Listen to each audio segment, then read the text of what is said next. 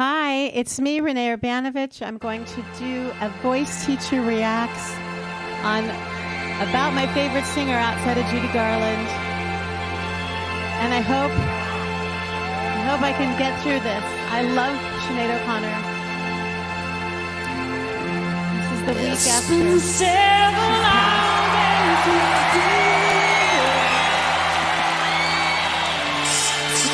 Your love. Audience is singing. I'm gone every night and sleep all day since you took your love away. Nice angle. Since you've been gone, I can do whatever I want. I can see whoever I choose.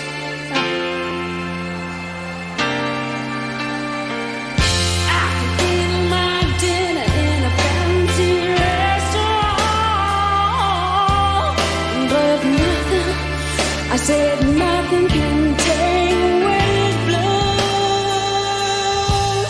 'cause nothing compares to you.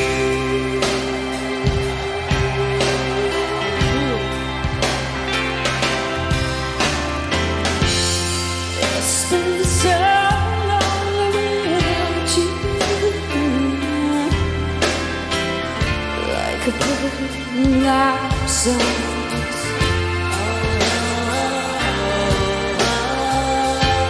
Nothing can stop these lonely tears from falling. Tell me, baby, where did I go? You know, I only really loved two singers. One was Judy Garland, and the other one was Sinead O'Connor. We're the same age. She had kids, a little younger than me, but she was not afraid to sing about kids, about being a mom. And man, that just got me. And of course, I loved this song when it came out. I was just the right age to let it just take me away. And now that I'm a voice teacher and a vocalist, I love what she's doing. And it's hard for me to separate my love for her and what she stood for in my life with how she does what she does and why she took the world by storm vocally and why there was no one like her.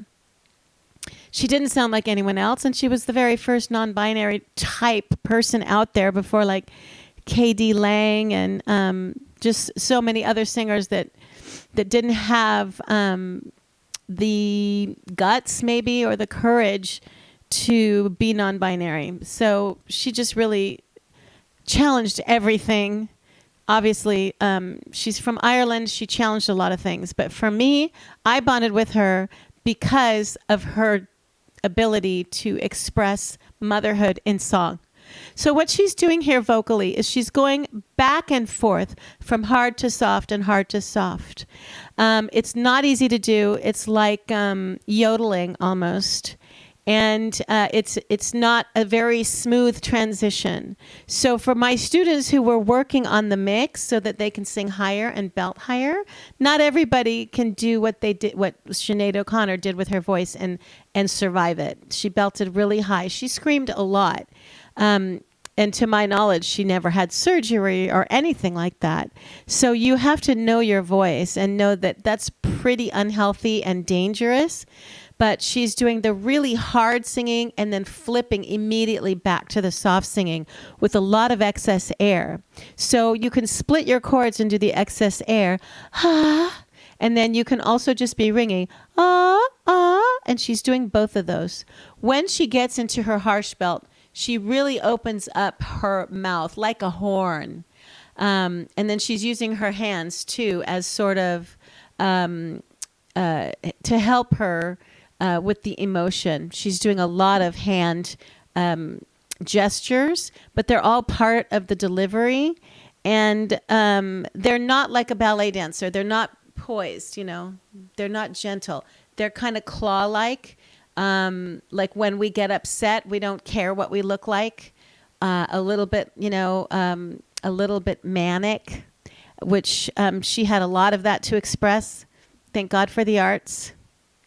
So anyway, that's the beginning. So that's what I'm seeing as a voice teacher, that I've never watched it before as a voice teacher, and I've never listened to it before as a voice teacher.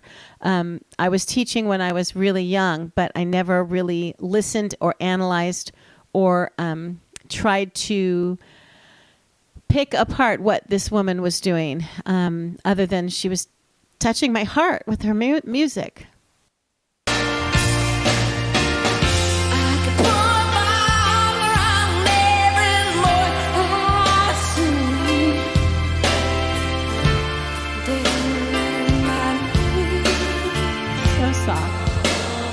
Look at that face.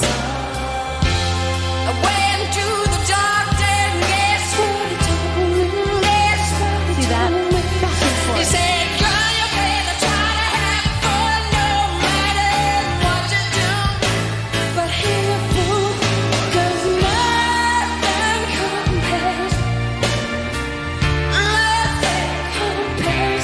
to you. God, you gotta love her. Look at that expression. She knocks her jacket off, getting frustrated. I love you. I miss you.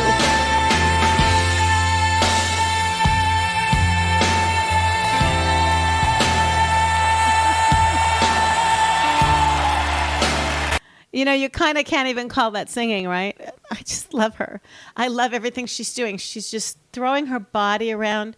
She's leaning back, and that's kind of a primal sound, like when you've really had it with life. Right now, we're all trying to get a hold of our mental health.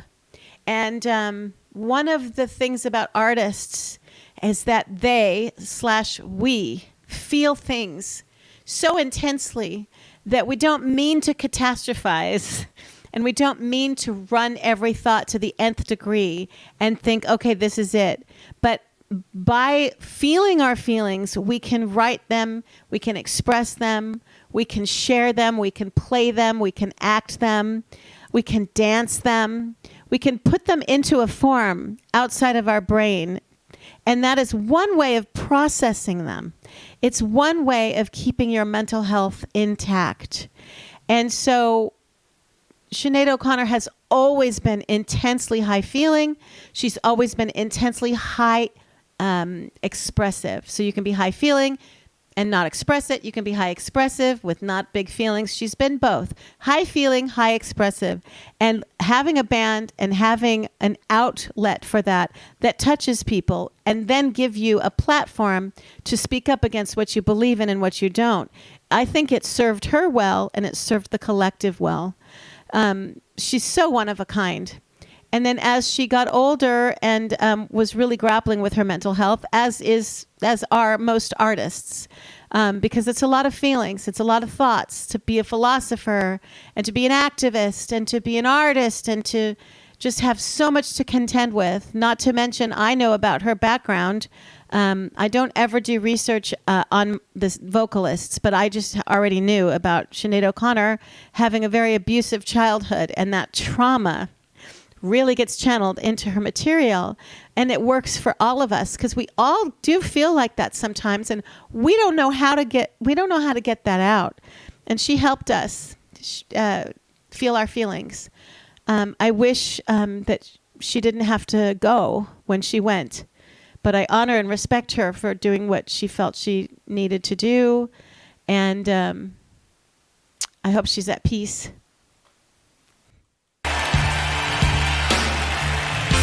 She's barefoot.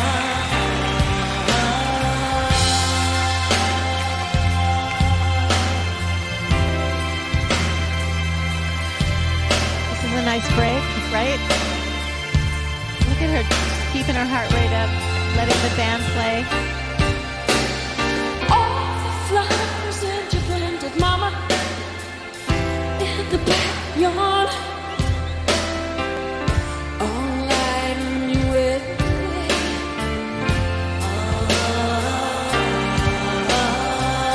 I know that living with you, baby, was sometimes hard. Would you like to? But I'm ready.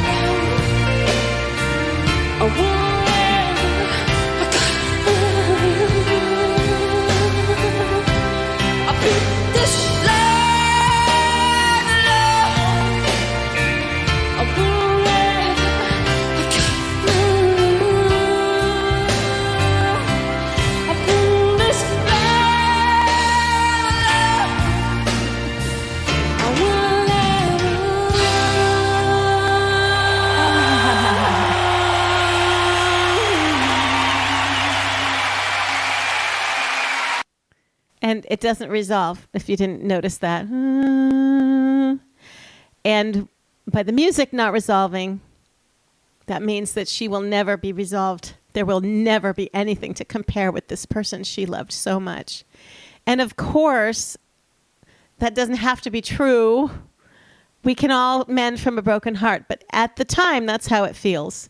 And I know she didn't write the song. I think it was Prince who wrote the song. But she took it, and this is what just drove her to worldwide fame.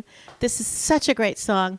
They zoom in on the Mother Mary, which is partially, a motif for some of the pain she had in her life from the kind of orphanage scenarios that she lived in. So the fact that she's wearing that is very meaningful. I love Sinead O'Connor. So that was a beautiful, I could watch 20 versions of this, and I'm sure that every single one of them will touch me because I love her so much. And I'm so sad she's gone, but she's did her work beautifully, and she really touched my life, and I think she did a lot of good. And this song, it just lives on, doesn't it? Because we've all had a broken heart. We've all not wanted some kind of a romantic moment to end, and we haven't had the tools to heal ourselves. And by visiting our pain and analyzing it and holding it up to the light and looking at our pain through a song or through a journal, it is healing, very healing. So I know that her art healed her in so many ways. So this was a very profound Voice Teacher Reacts for me. Thank you for joining.